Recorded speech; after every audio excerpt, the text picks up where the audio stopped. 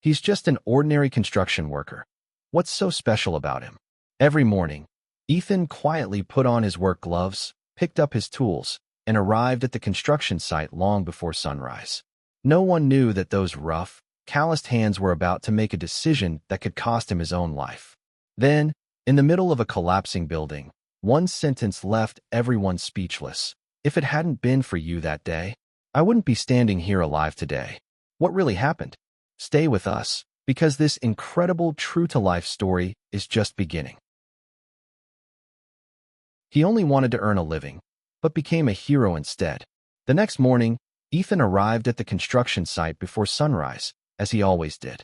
The city was still half asleep, its streets washed in pale blue light, while the skeleton of the 20-story apartment building stretched into the dark sky like a giant waiting to be awakened. He parked his aging pickup truck beside a row of cement mixers, grabbed his worn leather gloves, and took a long look at the unfinished structure. Every floor represented another month of sweat.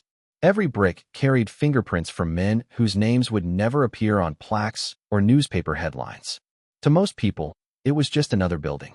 To Ethan, it was proof that ordinary hands could create something that outlived them. The morning briefing was brief but serious. "We're behind schedule," the foreman announced, unfolding a blueprint over a stack of plywood. "Weather delayed us all week. Today we make up for it." Nobody complained. Construction workers rarely did. Complaining didn't pay mortgages. Complaining didn't buy groceries. Complaining didn't keep the lights on. So they simply nodded, adjusted their hard hats, and climbed higher into the maze of steel beams and scaffolding. Ethan worked alongside Miguel, a young apprentice who had joined the crew only 6 months earlier. Barely 23, Miguel reminded Ethan of himself decades ago, strong, eager, and convinced that hard work alone could solve every problem life placed in front of him. "You ever think about quitting?" Miguel asked while spreading mortar across another row of bricks. Ethan smiled without looking up. "Every Monday." Miguel laughed. "I'm serious." "So am I. But you never did." "No." "Why?" Ethan placed another brick carefully into position before answering. "Because somebody at home expected dinner." Miguel fell silent. Some lessons didn't require long speeches. The hours rolled by beneath the relentless summer sun. Concrete dust settled onto their skin until everyone looked almost gray. Sweat soaked through shirts before 9 in the morning. Their shoulders ached from lifting blocks that seemed to grow heavier with every flight of stairs. Still, the walls rose. Brick after brick, beam after beam, floor after floor. By noon, Ethan noticed something unusual. One of the temporary support columns on the eastern side vibrated more than it should whenever the crane delivered pallets of concrete blocks. Just a little. Enough for most people to ignore. Enough for Ethan to remember another construction site 20 years earlier. Another vibration. Another ignored warning. Another collapse. He walked over to the site engineer. "I think column E17 needs another inspection." The engineer barely glanced at him. "We inspected it yesterday." "I know. It passed. I still think something's wrong." The engineer sighed. "You're a mason, Ethan." "That's right. I'm the engineer." "I know. So let me worry about engineering." Ethan nodded respectfully, but something deep inside refused to quiet down. Years in construction had taught him something textbooks often couldn't. Buildings talked. Steel groaned differently under healthy pressure than under dangerous strain. Concrete cracked with different voices. Experienced workers learned to hear those whispers long before disasters announced themselves. As afternoon approached, dark clouds gathered unexpectedly over the city. Wind picked up. Loose tarps snapped violently. The crane operator radioed that gusts were becoming unpredictable. The foreman considered shutting operations down early. Then headquarters called. Another deadline. Another financial penalty. Another reminder that delays cost money. Work continued. At 2:37 in the afternoon, rain began falling. Not enough to stop construction. Just enough to make every steel beam slick beneath heavy boots. Miguel climbed onto the 8th floor carrying a wheelbarrow filled with mortar. Across the platform, electricians pulled cable through unfinished walls while plumbers installed pipework below. Dozens of people moved together like parts inside a giant machine. Everyone trusted everyone else. Because they had to. Suddenly, a sharp metallic snap echoed through the structure. It lasted less than a second. Most workers didn't even notice. Ethan froze instantly. His eyes darted toward the eastern support frame. There it was again. A tiny movement. Almost invisible. Almost. He dropped his trowel. "Everybody off the east platform," he shouted. No one reacted immediately. The rain masked his voice. The machinery drowned out the warning. He ran. Not away. Toward the danger. Halfway across the floor, another violent crack ripped through the air. This time, everyone heard it. Steel screamed. Concrete dust exploded from a support joint. Someone yelled. The eastern scaffolding lurched several inches. Workers scrambled in every direction. Panic spread faster than reason. East side. Move. Ethan roared with every ounce of strength he had left. Men abandoned tools. Wheelbarrows tipped over. Bricks crashed to the floor. Miguel stood frozen near the edge. His safety harness had become tangled around a bundle of rebar. He pulled desperately. Nothing moved. The scaffolding shifted again. One support beam bent under impossible pressure. Ethan didn't hesitate. He sprinted through falling debris, ignoring the shouts behind him. A steel pipe crashed only feet away. Another beam slammed against the platform, sending sparks into the rain. Still he kept running. Miguel's eyes widened. "Don't come." Ethan ignored him. He reached the young man, dropped to one knee, and fought with the twisted harness buckle. His fingers slipped. Rain mixed with dust and blood where sharp metal sliced across his knuckles. "Come on." The buckle refused to release. Another deafening crack thundered through the structure. The platform dropped several inches. Workers below screamed. Ethan pulled a utility knife from his belt. One quick slice. The tangled strap snapped free. "Run." Miguel stumbled toward the staircase. But Ethan didn't move. An older electrician lay trapped beneath a fallen steel brace only a few yards away. The man couldn't even lift his head. Without thinking, Ethan turned back. Every instinct told him to escape. Every second mattered. Yet leaving wasn't an option. Not while someone was still alive. He threw both hands beneath the twisted beam and pushed with everything he had. Nothing. His boots slid against wet concrete. His muscles burned. The beam barely shifted. Then two more workers rushed back. Together they lifted just enough for the injured electrician to crawl free. "Go!" Ethan shouted. The three men staggered toward safety. Behind them, the eastern platform finally surrendered. With a roar that echoed across downtown, hundreds of tons of steel, concrete, scaffolding, and equipment collapsed into themselves, sending a massive cloud of dust and rain into the air. The sound was unlike anything Ethan had ever heard.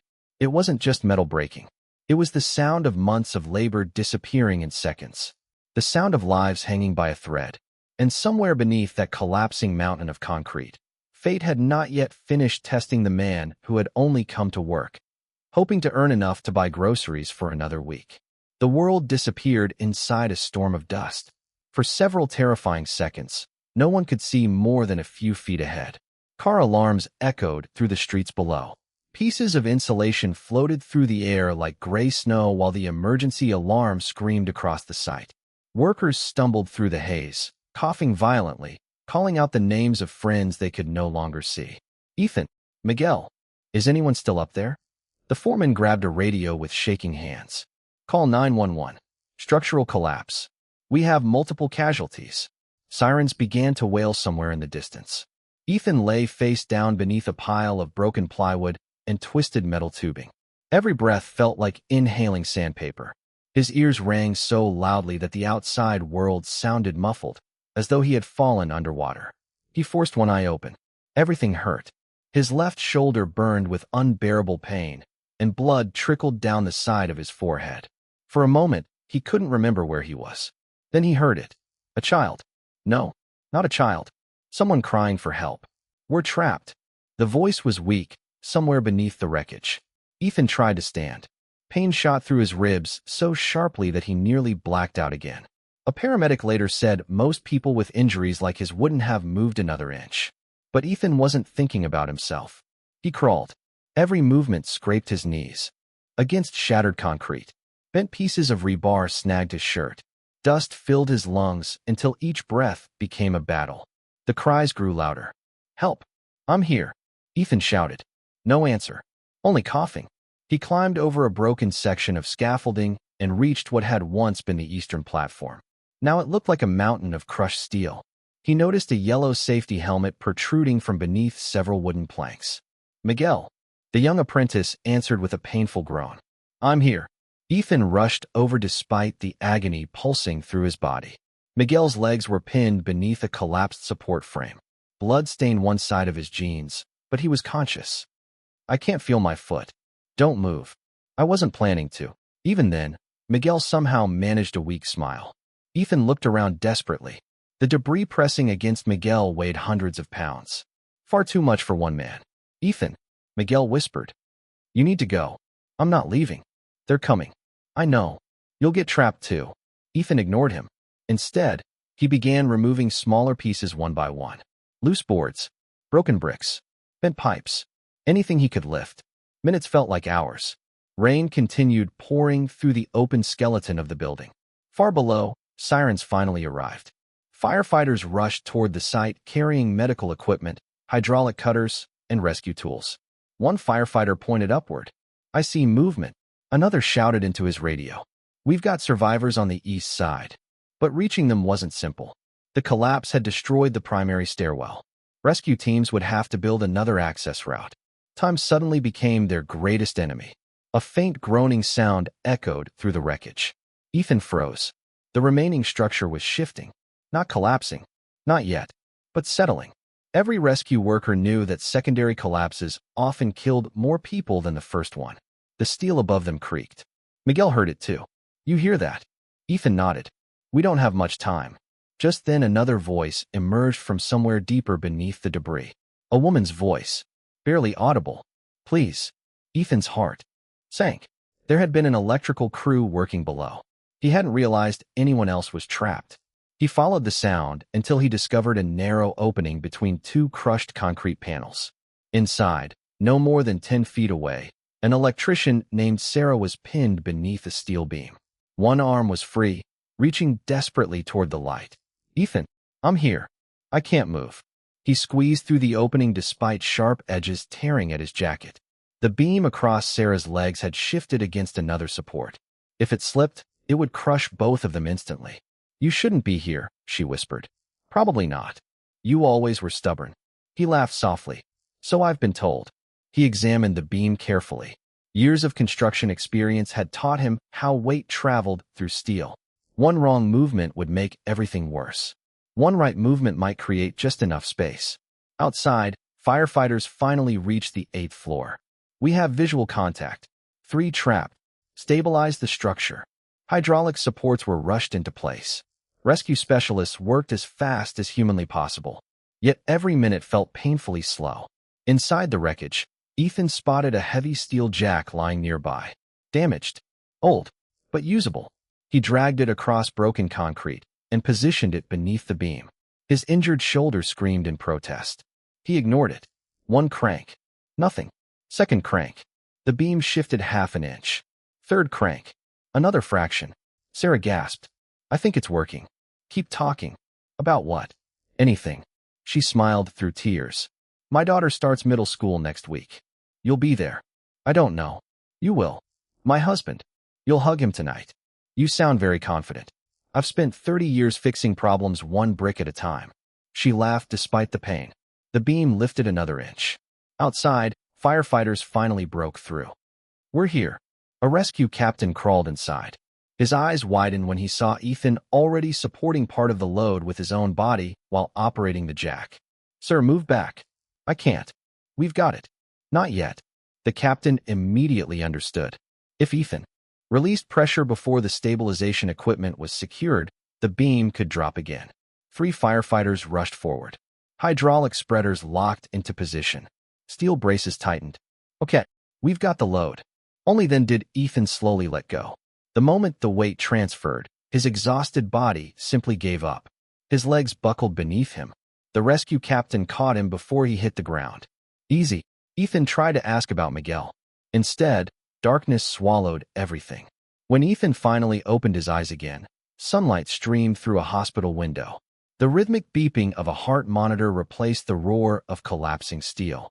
For several long moments, he stared at the white ceiling, trying to remember whether he had survived or was simply dreaming. Then he heard quiet voices outside the room. "Saved at least 7 people."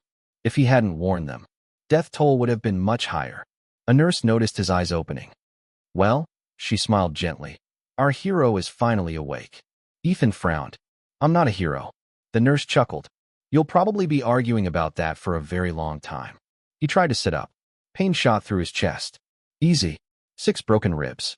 Dislocated shoulder. Concussion. Dozens of stitches. I need my phone. Why? My wife will be worried. The nurse smiled again. She's been sitting outside this room for nearly 20 hours. Tears welled in Ethan's eyes before he even saw her. The door opened slowly. His wife stepped inside, exhausted, her face pale from fear and lack of sleep. Neither of them spoke. They didn't need to. She crossed the room in 3 quick steps and wrapped her arms around him as carefully as she could. For the first time since the collapse, the strongest man on the construction site allowed himself to cry. For the next 2 days, Ethan drifted in and out of sleep. Pain medication blurred the hours together, but one thing remained constant. Someone was always there. His wife. His daughter. Miguel. Even the foreman, a man who rarely smiled and almost never spoke about emotions, stood quietly beside Ethan's bed one evening with a paper coffee cup in his hands. I've been doing this job for 38 years, he said. Ethan looked at him. I've buried men. Silence filled the room. I've attended funerals because deadlines came before safety. His voice cracked. I almost made that mistake again. Ethan didn't know what to say. The foreman placed a folded envelope on the bedside table. I already turned in my resignation. You don't have to. I do. He stared through the hospital window toward the distant skyline. I kept telling myself schedules mattered. They do, but not more than people. For a long moment, neither man spoke. Finally, the foreman looked back at Ethan. You reminded all of us what this job is really about. The following morning, investigators arrived. They asked dozens of questions. What did Ethan hear? When did he first notice the vibration? Why had he warned the engineer? How many workers were still on the platform? His answers were calm and simple. I heard Steele speaking. The investigator paused. Steele speaking? It sounds strange. A little. When you've spent 30 years building things, you learn the difference between normal sounds and dangerous ones. The investigator made another note. Weeks later, that single sentence would appear in newspapers across the country. Not because it sounded dramatic, because it was true. The investigation lasted nearly 3 months. Experts dismantled what remained of the structure piece by piece. Engineers analyzed every bolt, every weld, every support column. The final report shocked everyone. A manufacturing defect inside a critical steel connector had slowly weakened under repeated stress. It was almost impossible to detect during routine inspections. Almost. Except someone with decades of practical experience had noticed something wasn't right. Someone nobody had listened to. The engineering firm publicly accepted responsibility. Safety procedures across dozens of future construction projects were immediately updated. New inspection protocols required engineers to consult experienced tradespeople whenever unusual structural behavior was reported. The policy eventually became known informally among workers as Ethan's Rule. He never asked for it. He never even knew they called it that. Life, however, had little interest in making heroes wealthy. Medical bills piled up. Workers' compensation covered some expenses. Not all. Ethan remained unable to lift heavy materials for months. Construction had been the only career he'd ever known. Now simply getting out of bed required determination. One evening, he sat on his front porch watching the neighborhood children ride bicycles up and down the street. His daughter walked outside carrying 2 mugs of coffee. You look worried. I am. We'll be okay. I don't know if I can work again. She sat beside him. You know? What? When I was little, I thought you built every building in the city. He laughed. I wish. No. She smiled. I really believe that. He looked toward the downtown skyline. Hundreds of windows reflected the setting sun. Somewhere among them stood schools he'd helped build. Hospitals. Apartment buildings. Libraries. Office towers. Thousands of strangers lived their lives inside places his hands had helped create. Yet no one knew his name. He had never needed them to. Until now. A week later, someone knocked on the front door. Outside stood Sarah, the electrician he had helped rescue. Beside her stood her husband and 12-year-old daughter. The little girl held a small cardboard box wrapped in blue ribbon. Sarah hugged Ethan before either of them spoke. I've been trying to think of the right words. You don't have to. No. She smiled through tears. I really do. She knelt beside her daughter. Honey. The girl stepped forward nervously. My mom says. She swallowed hard. She says I still have a mom because of you. Ethan felt his throat tighten. The girl handed him the box. Inside lay dozens of handwritten letters. One from Sarah. One from her husband. One from every member of the electrical crew. Even letters from workers Ethan barely remembered meeting. At the very bottom sat a framed photograph taken years earlier. The entire construction crew stood shoulder to shoulder on the completed foundation during the project's first week. Everyone was covered in dirt. Everyone was smiling. On the back, someone had written in black ink, buildings are held together by steel. Communities are held together by people like you. Ethan quietly closed the frame. No award he'd ever receive would mean more. News of the collapse slowly faded from television. Another headline replaced it. Then another. The world moved on. Construction continued. Cities kept growing. But something had changed on job sites across the region. Morning safety meetings became longer. Workers spoke up more often. Engineers listened more carefully. Younger apprentices learned that experience wasn't measured only by textbooks or degrees. Sometimes wisdom came from calloused hands. Miguel returned to work nearly 6 months later. His leg had healed. He still limped slightly whenever rain was coming. On his very first morning back, he found a familiar figure standing outside the gate. Ethan, not wearing a hard hat, not carrying tools, just watching. What are you doing here? Miguel asked. They invited me. For what? The site superintendent walked over holding a clipboard. We've created a new position. Ethan looked confused. We'd like you to train every apprentice who comes through this company. I'm not a teacher. The superintendent smiled. You've been teaching people your whole life. I've just been laying bricks. Exactly. Years passed. Children moved into apartments Ethan had helped build. Families celebrated birthdays inside schools he had constructed. Patients recovered in hospital rooms supported by walls he had once measured by hand. He never became rich. He never owned a luxury car. He never appeared on television again after the interviews ended. Most people walking past him on the sidewalk had no idea who he was.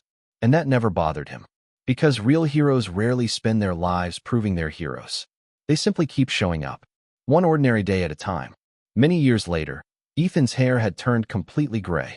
His hands still carried the scars from decades of lifting brick and stone. A new apprentice asked him the same question Miguel had asked long ago. Why have you stayed in construction your whole life? Ethan looked across another unfinished building glowing beneath the morning sun. Workers laughed somewhere above. Hammers echoed through the steel frame. Fresh concrete filled the air with its familiar scent. He smiled. Because every wall you build shelters someone's future. The young apprentice nodded thoughtfully. And what about that day? What day? The collapse. People still talked about it. Children studying construction safety had read about it. New workers watched training videos mentioning the man who recognized danger before anyone else. Ethan simply shrugged. I went to work. That's all. I was trying to earn a living. The apprentice laughed. But you became a hero. Ethan looked toward the rising sun before answering quietly.